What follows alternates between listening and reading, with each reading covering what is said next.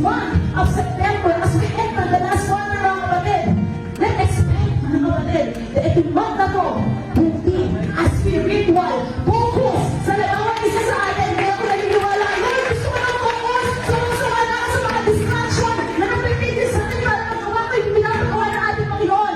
This month of September, pagawakan natin. This is the month of spiritual focus. Ang focus na kapatid, the focus of Christ in the midst of crisis. Purpose means presence in the midst of problems. Purpose tayo sa Savior natin in the midst of the storm. Focus kay Jesus, mga kapatid. At ganoon din sa ating obedience sa Kanya, mga kapatid. Sa ating pagsunod sa ating Panginoon, hindi lang one time. Hindi lang panandalian, kundi tuloy-tuloy.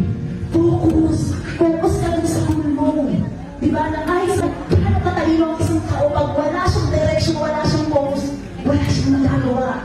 Ganun din tayo, lalo na ang mga anak ni Lord. Kailangan meron tayong target, meron tayong focus, kasi sa spiritual na buhay natin, maging sa ating obedience sa ating Panginoon. Kailangan tuloy-tuloy. Ang isang magnifying glass. Pag tinutok mo sa araw, ito na ka. Dahil kaya wala ng dahil. Dahil hindi ka lang nakatutok. Kaya wala ng dahil, hindi na nakatuon ang ating Panginoon sa ating Panginoon. Kaya mga kapatid, let's open our mind, let's open our heart. This is the time para tayo ay mag-focus dun sa pinapagawa ng ating Panginoon.